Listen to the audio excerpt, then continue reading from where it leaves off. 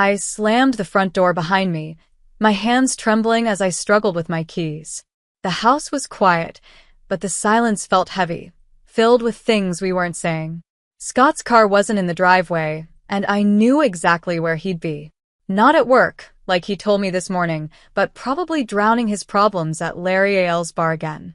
"Damn it, Scott," I muttered, throwing my purse onto the kitchen counter.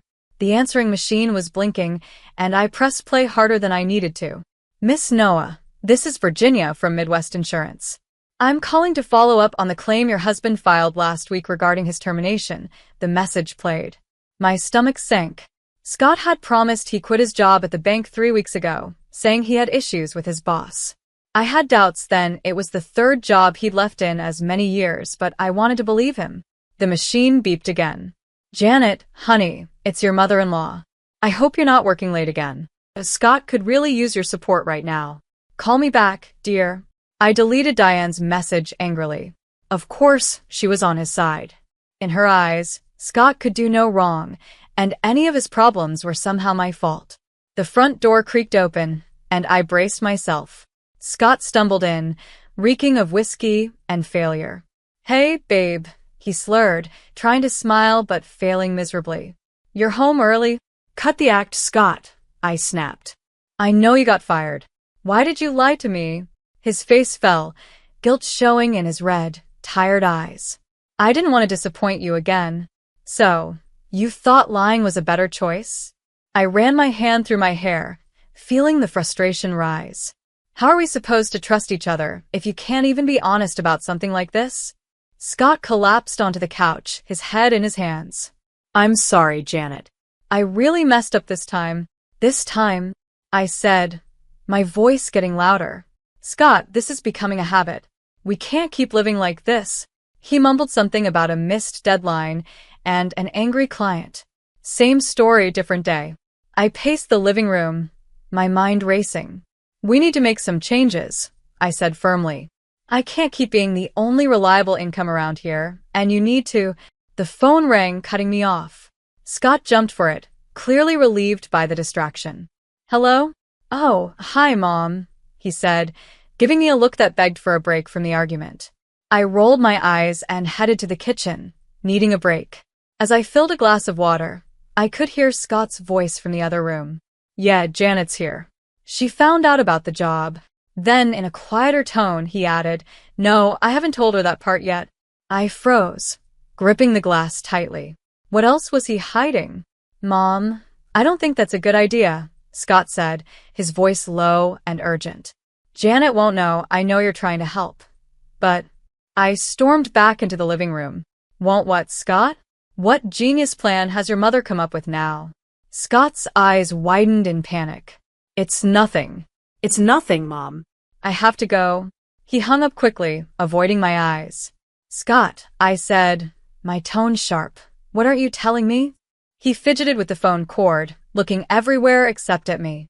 "It's just Mom thought it might be good if she came to stay with us for a while, to help out." The glass slipped from my hand, smashing on the hardwood floor. Water and broken glass scattered at my feet, a perfect image of how messed up our life had become. "Your mother," I said slowly, "wants to move in with us?" Scott nodded miserably. "Just for a little while, until I can get back on my feet." I stared at him, speechless. This was a nightmare. Diane, with her constant judgment and snide comments, living in our home? The very thought made my skin crawl. "Janet, please," Scott begged. "It won't be for long. We need the help, and I cut him off, my voice cold. "There is no we in this decision, Scott. You and your mother don't get to decide how we handle your mistakes." I turned, carefully stepping over the broken glass. "Clean this up," I said over my shoulder. "I need some air." I grabbed my keys and headed for the door. "Janet, wait," Scott called after me.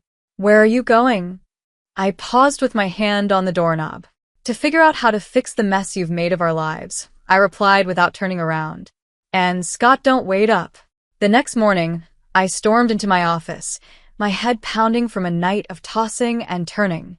The last thing I needed was to deal with Diane's judgmental attitude on top of Scott's lies. but there was her number flashing on my phone as it rang over and over. Janet speaking, I answered stiffly, bracing myself. Janet, dear. Diane's sugary voice came through the line, dripping with fake concern. I hope I'm not disturbing your very important work. I clenched my teeth. What can I do for you, Diane? I'm worried about Scott, she sighed dramatically. He's been so down lately. I can't help but wonder if your career focus might be affecting him, Diane said. My grip on the phone tightened. Excuse me? Well, you know how men are, Diane continued, completely unaware of the anger building inside me. They need support, attention. Scott's always been sensitive. Maybe if you were home more, Diane. I cut her off, my voice low and controlled. Scott is a grown man. His job troubles are his own responsibility. But as his wife, I interrupted, I've been supporting us financially for years while Scott jumps from job to job. Don't you dare suggest this is my fault.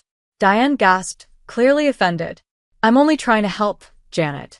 Someone needs to be there for Scott, and if you're too busy climbing the corporate ladder... Stop right there, I snapped. My career isn't the problem. Scott's inability to keep a job is. And frankly, Diane, your constant babying isn't helping him. Well, I never, she huffed. If that's how you feel, maybe I should come stay with you two for a while. Scott clearly needs some support at home. A chill ran through me. That won't be necessary, I said firmly. Scott and I can manage our own problems. We'll see about that, Diane replied in a threatening tone before hanging up. I slammed the phone down, fuming. The nerve of that woman. After everything I'd done to keep us afloat, she had the audacity to blame me for Scott's failures. My phone buzzed with a text from Scott. Mom's worried about us. Maybe we should let her visit. I ignored it, throwing myself into my work, avoiding the mess waiting for me at home. The hours flew by as I drowned in spreadsheets and phone calls, anything to keep my mind off it. It was nearly 9 p.m. by the time I left the office. When I pulled into the driveway, I froze. Diane's car was parked in my usual spot. Inside, I found them in the kitchen, Scott nervously stirring a pot while Diane fussed over the table. What's going on? I asked, dropping my briefcase with a loud thud. Diane turned, beaming. Janet, darling. We were wondering when you'd grace us with your presence. I hope you don't mind I took the liberty of preparing dinner. You certainly took liberties, I muttered, glaring at Scott. He refused to look at me, suddenly fascinated with his cooking. Scott mentioned you two were having some difficulties, Diane said, her tone dripping with fake concern. I thought a nice family dinner might help ease the tension. I let out a bitter laugh. A family dinner? Is that what this is? Scott finally looked up. Please, Janet. Mom's just trying to help. Helps? I snapped. By ambushing me in my own home? By blaming me for your problems? Diane gasped. I would never. Save it. I cut her off. I heard enough this morning. You made it pretty clear how you feel about me and my career. Scott stepped in between us. Janet, that's not fair. Mom's here because she cares. Oh, she cares all right, I muttered under my breath. I shot back. She cares more about controlling our lives, about making me the bad guy in her little story. Now, Diane said, her voice syrupy sweet. I know you're under a lot of stress, but there's no need for dramatics. Why don't we all sit down and... No, I said firmly. I'm not doing this, not tonight. I turned to Scott. You invited her without even asking me, didn't you? His guilty look said it all. I grabbed my keys, my hands trembling with anger. Janet, wait, Scott called as I headed for the door. Where are you going? I paused, my hand on the doorknob. Somewhere I'm actually wanted, I replied coldly. Enjoy your family dinner. I slammed the door behind me, and as I walked away, I heard Diane's voice drift out. Well, I never. Scott, darling, you really need to do something about that wife of yours. I got in my car and drove, tears blurring my vision. How had my life ended up like this? And more importantly, how was I going to fix it? The next day, after a long day at work, I pulled into the driveway, my stomach twisting at the sight of Diane's car still parked in the same spot. She had been here for a week. Taking a deep breath, I braced myself and went inside. The living room was a mess. Diane's belongings were scattered everywhere, suitcases overflowing with clothes, boxes stacked high, and framed pictures of her and Scott covering every surface. "What the hell is going on?" I demanded, my voice echoing through the house. Scott walked out of the kitchen, looking embarrassed. "Janet, honey, I can explain." Scott invited me to stay for a while. Diane cut in, sweeping into the room with a smug smile. "Isn't it wonderful? Now I can help around the house and give you more time to focus on your career." I felt the blood drain from my face. "Stay? For how long?" Scott shuffled his feet, avoiding my eyes. "Well, you see, Mom's having some financial problems. I thought she could live with us until she gets back on her feet." "Live with us?" I repeated, my voice rising. "Scott, we can barely support ourselves. How are we supposed to support your mother too?" Diane clicked her tongue. "Now, Janet, there's no need to be so dramatic. I'm sure if we tighten our belts, we can make it work.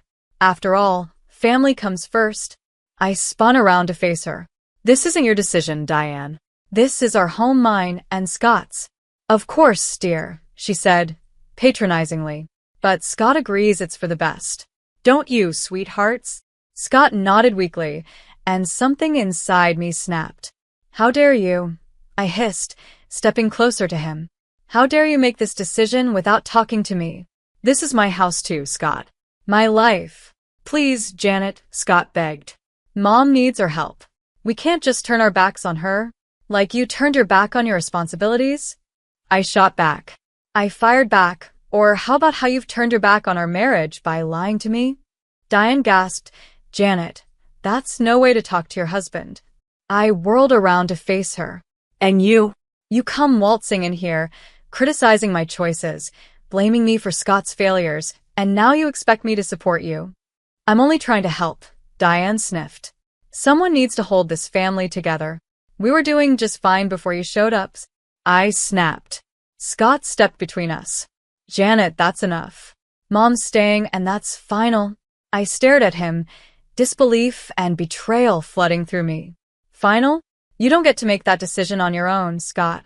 "Well, someone has to make decisions around here," he shot back. "You're never home anyway." His words hit me like a punch to the gut. I stepped back, grabbing my purse. "I'm never home because I'm working my butt off to keep us going while you hop from one job to the next." "Janet, wait," Scott started, but I was already heading to the door. "No, Scott. I'm done waiting. I'm done being the bad guy in all of this." I paused at the door, turning back to both of them. "You want to play happy family with Mommy, dearest? Fine. But don't expect me to stick around and watch." "Where are you going?" Scott called after me. "To a hotel," I replied coldly, "since I'm apparently no longer welcome in my own home." As I got into my car, I heard Diane's voice drift out the open door. "Let her go, Scott. She'll come to her senses eventually. Now, why don't you help me unpack?" I sped out of the driveway, tears blurring my vision. How had it come to this? My husband choosing his mother over me, my home invaded, my life flipped upside down. As I drove aimlessly through the dark streets, a cold determination settled inside me. If Scott and Diane wanted to play dirty, fine. Two could play at that game. It was time to start planning my next move and my revenge. I had been staying at the Comfort Inn for a week, trying to clear my mind and figure out my plan. The constant buzzing of my phone, with Scott's desperate texts and Diane's passive-aggressive voicemails, only strengthened my resolve. I needed to face this head-on. As I pulled into the driveway, I noticed Scott's car was gone. Perfect. I could grab some clothes without a confrontation. But as I stepped inside the house, I heard Diane's sharp voice coming from the kitchen. "I don't care what it takes, Alex. You can't do this to me now." I froze, my hand still on the doorknob. Diane was clearly in the middle of a heated phone call, unaware of my presence. "Don't you dare bring up my mistake," she hissed. "You're the one who's been embezzling from the company for years." My eyes widened. What was going on? "Fine, file for divorce," Diane spat. "But don't think I won't take you for everything you're worth, Alex. I know all your secrets," Diane said before abruptly ending the call. I heard her muffled sobs. For a brief moment, I felt a twinge of sympathy, but it vanished as soon as I heard her voice again, this time leaving a voicemail. Scott, honey, it's Mom. Listen, I need you to talk to Janet about accessing some of your joint savings. It's just a small loan to get me through. I'm sure she'll understand we're family, after all. A surge of anger shot through me. How dare she? I stormed into the kitchen, causing Diane to jump. Janet, she gasped, quickly wiping her eyes. I didn't hear you come in. Clearly, I said coldly. Too busy plotting to take our savings, were you? Diane's face went pale. You heard that? Every word, I said, my voice steady. Including your lovely conversation with Alex. Cheating on him and stealing money. Diane? My what would the neighbors say?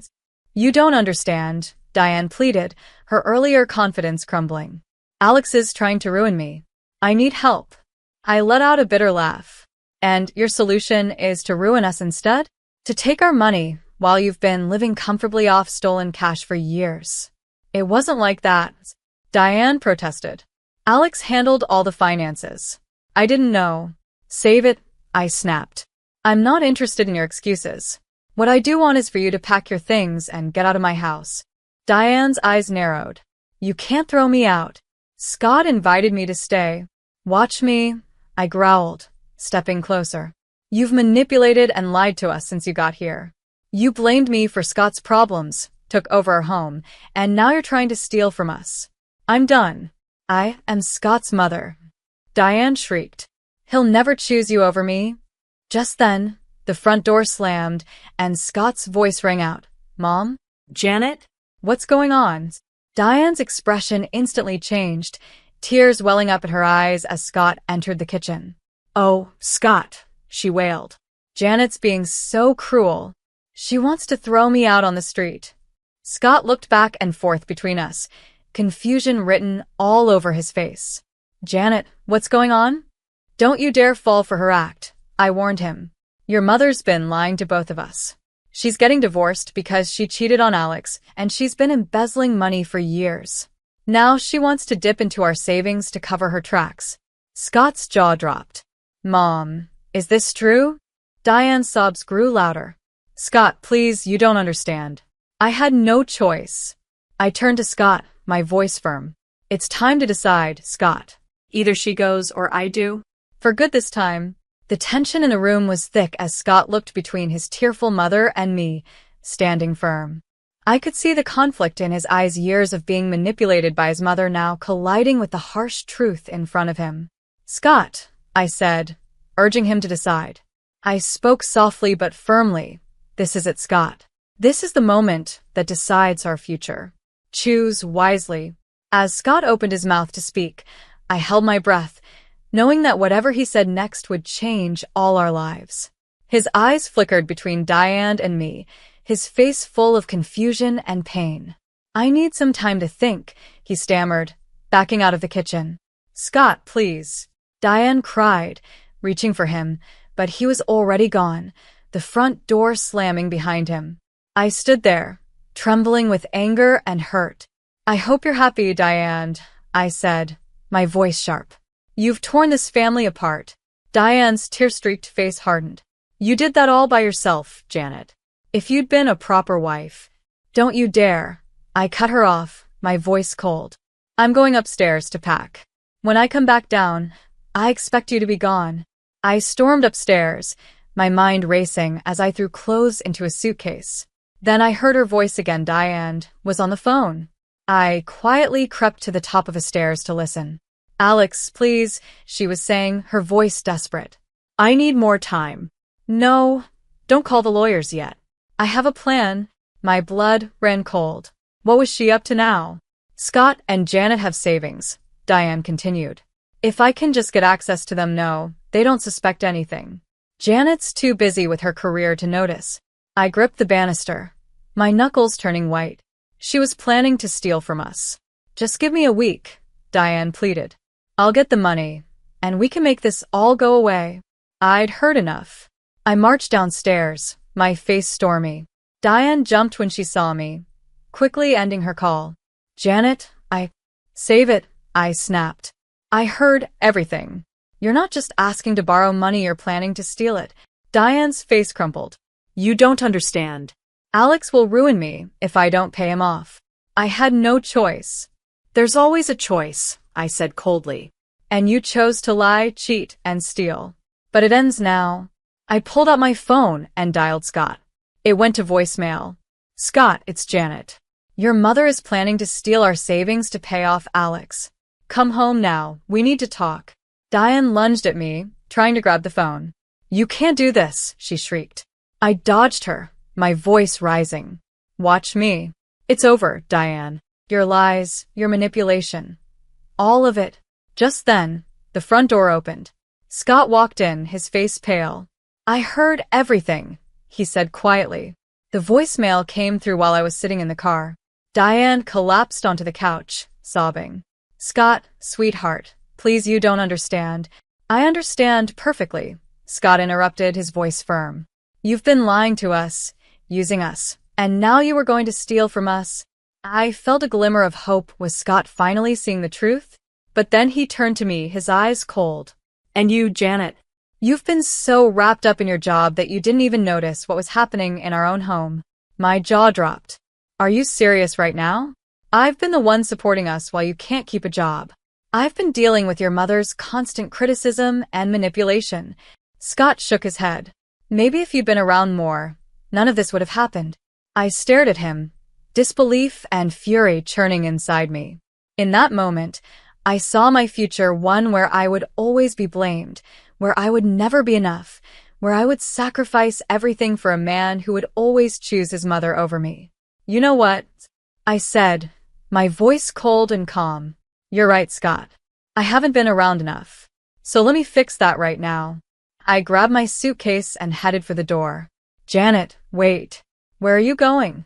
Scott called after me. I paused at the door, looking back at the two people who had betrayed me so deeply.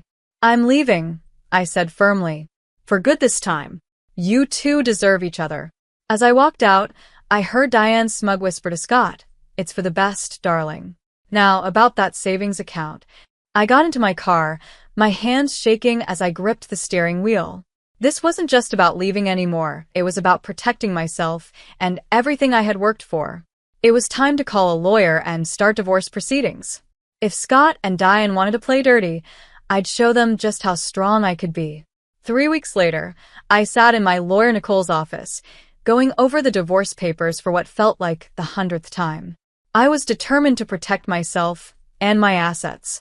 Everything looks good, Janet, Nicole said. We've frozen the joint accounts, and Scott can't touch your personal savings. Are you ready to file? I took a deep breath, my hand hovering over the papers. This was at the point of no return. Just as I was about to sign, my phone buzzed. Diane's number flashed on the screen. Ignore it, Nicole advised, but something made me hesitate. I should at least hear what she has to say, I muttered, answering the call. Janet, Diane's voice was surprisingly small. Please don't hang up. I need to talk to you. I have nothing to say to you, Diane, I replied coldly. Please, she begged. I've made a terrible mistake. I need your help. Against my better judgment, I found myself listening as Diane spilled a story of deceit and desperation. Her voice cracked as she admitted to her affair, to the lies she had told Scott about me, and to her plan to use our money to cover up her husband's embezzlement. I never meant for it to go this far, Diane sobbed. I thought if I could just buy some time, fix things with Alex, but it's all fallen apart. He's filing for divorce, threatening to expose everything. I have nowhere else to turn. I felt a mix of emotions, anger, pity, and a strange sense of vindication. Why are you telling me this now, Diane? Because I realize now how wrong I was, she whispered. About everything about you. I need your help, Janet. Not just for me, but for Scott too. My heart clenched at the mention of Scott's name. What about Scott? Her voice trembled. He's a mess, Janet. He finally sees the truth, but he doesn't know how to fix things. He misses you terribly. I closed my eyes, fighting back tears. It's too late for that, Diane. I'm at my lawyer's office right now, about to file for divorce. No, Diane cried. Please, Janet, give us a chance to make this right. I'll tell Scott everything, I swear. Just come home. Let's talk face to face. I looked at the divorce papers in front of me, then at Nicole, my lawyer, who was watching me with concern. I need to think about this, I said finally. Of course, Diane replied, a hint of hope in her voice. Take all the time you need. We'll be here. I ended the call, my mind spinning. Nicole leaned forward, her brow furrowed. Janet, whatever she said, remember why you're here. Don't let her manipulate you again. I nodded absently, but my resolve was weakening. What if Diane was telling the truth? What if this was my chance to finally get the whole story, to confront both her and Scott with all the facts? I need to go, I said suddenly, standing up. I'm sorry, Nicole. I need to see this through.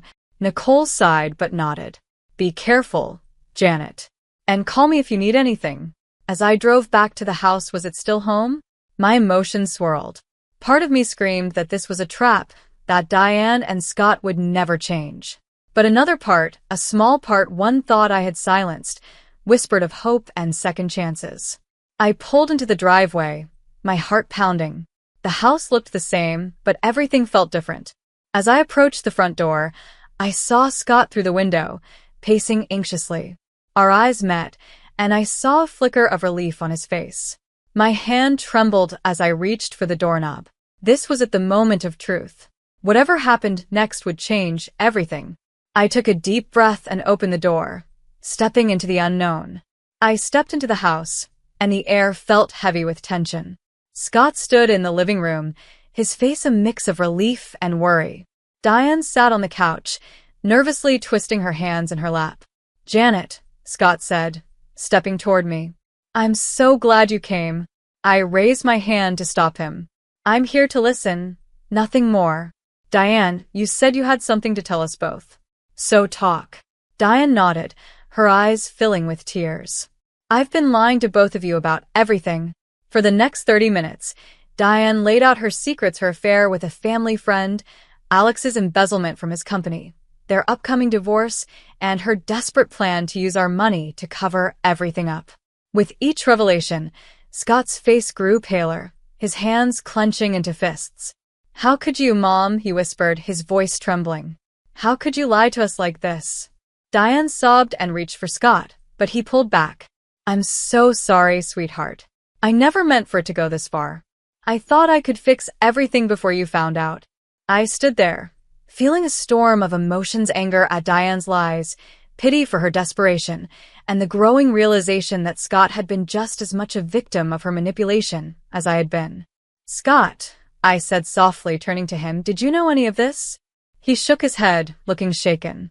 No, Janet, I had no idea. I thought Mom just needed our help. I never imagined. That's why I called you, Diane interrupted, her voice desperate. I see now how wrong I was about everything. I need your help, both of you, please. I let out a bitter laugh. Help?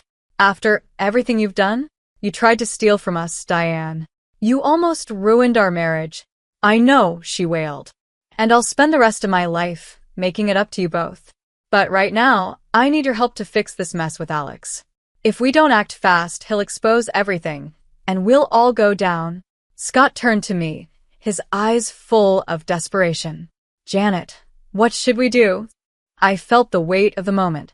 This was the decision that would shape the future of not just my marriage but our whole family. No, I said firmly, surprising even myself with how strong my voice sounded. We're not doing this, Diane. Not anymore. But Diane started, but I cut her off. No more lies. No more schemes. You made this mess and you're going to face the consequences, just like the rest of us. I turned to Scott, my heart pounding, waiting for his response. I love you, Scott, but I can't keep living like this. We can't keep letting your mother behave this way, I said, my voice steady but sad. Scott nodded slowly, understanding finally sinking in. You're right. Mom, I'm sorry, but Janet's right. We can't help you cover this up. Diane's face crumpled. But what am I supposed to do? Where will I go? That's not our problem anymore, I said, feeling a huge weight lift off my shoulders. I turned to Scott. We need to talk alone. We left Diane sobbing on the couch and moved to the kitchen. The air between us was thick with unspoken feelings and hurt. "Janet," Scott started, his voice full of emotion, "I've been such a fool. Can you ever forgive me?"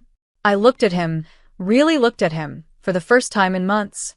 I saw the man I had once fallen in love with, but I also saw the son who had let his mother come between us. "I don't know, Scott," I said honestly. "I love you, but I don't know if love is enough anymore. We have a lot to work through." Scott nodded, tears in his eyes. "I understand. Whatever it takes, Janet. I want to make this right." As we stood there in our kitchen, with the sound of Diane's sobs in the background, I realized this was just the beginning. We had a long and difficult journey ahead, facing the consequences of Diane's actions, rebuilding trust, and figuring out if our marriage could survive this test. But for the first time in months, I felt a glimmer of hope. Whatever came next, I knew I had the strength to face it head-on. 2 years later, I stood in my new apartment, surrounded by moving boxes and the promise of a fresh start. The divorce had been finalized 4 months ago, and I was finally ready to close this chapter of my life. My phone buzzed with a message from my boss. "Congratulations on the promotion, Janet. I can't wait to see what you'll do as our new marketing director." I smiled, feeling a surge of pride. This was what I had been working for: recognition for my skills and hard work, not judgment for being ambitious. As I unpacked, I came across a photo of Scott and me from happier times. A wave of sadness hit me, but it quickly passed, replaced by a sense of peace. We had tried to make things work after Diane's confession, but the trust had been too deeply damaged. In the end, we both realized that sometimes love just isn't enough. The doorbell rang, pulling me from my thoughts. When I opened the door, I was surprised to see Diane standing there. She looked older and more worn down than I remembered. "Janet," she said softly, "I hope I'm not bothering you. I just wanted to apologize again and give you this." She handed me an envelope. Inside was a check for a large sum, much more than she had tried to take from us. "It's everything I have," Diane said, her voice trembling. "I sold the house, my jewelry. I want to make up for what I did to you and Scott," Diane said, her voice trembling. She handed me the check, and I stared at it, emotions swirling inside me. "Diane," I began, but she cut me off. "I know this won't fix anything, but I hope it helps you start your new life. I see that now." Looking at this woman who had caused me so much pain, I realized my anger had faded. "Thank you, Diane, but I don't need this. I've already started my new life." I handed the check back to her. "Use it to start over for yourself. Learn from this and be better." Diane's eyes filled with tears. "You're an incredible woman, Janet. I'm sorry I didn't realize that sooner." After she left, I sat on my new couch, trying to process everything. My phone buzzed again, this time a text from Scott. "Heard about your promotion. Congratulations, Janet. You always were the strong one." I smiled sadly, and I typed back a simple thank you. As I hit send, it hit me: this was truly the end of an era. Scott and Diane would always be part of my past, but they no longer had any hold over my future. I walked over to the window, gazing out at the city skyline. My new life stretched out in front of me, full of possibilities. No more compromising my dreams, no more dimming my light to make others feel comfortable. I was free to be myself completely and unapologetically. As the sun set, painting the sky in shades of orange and pink, I felt excitement building inside me. Tomorrow was a new day, the first of many, and I was ready to embrace it, stronger and wiser than before. I thought about all the women out there facing similar struggles, torn between family obligations and their own ambitions, fighting to be valued and heard. I hoped my story would inspire them to stand up for themselves and demand the love and respect they deserved. At that moment, I made a promise to myself. I would use my new position not just to move my career forward, but to mentor other women, to help them find their voices and pursue their dreams. My journey had been hard, but it had taught me invaluable lessons about resilience, self-worth, and the power of staying true to who you are. As night fell, I raised a glass to my reflection in the window. "Here's to new beginnings," I whispered. "To strength, to growth, and to never settling for less than you deserve." The future was bright, and for the first time in years, I felt truly, genuinely happy. Whatever challenges came my way, I knew I had the strength to face them. After all, I was Janet, resilient, ambitious, and finally, gloriously free.